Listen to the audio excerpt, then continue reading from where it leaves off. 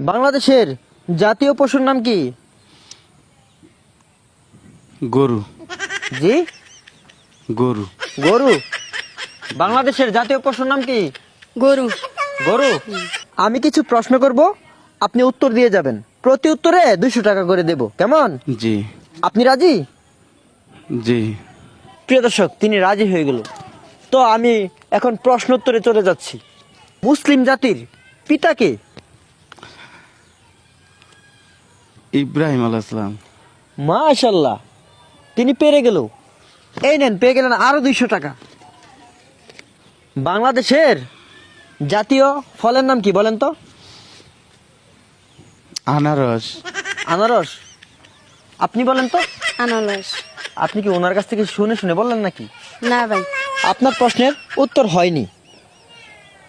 বাংলাদেশের জাতীয় ফলের নাম কাঁঠাল।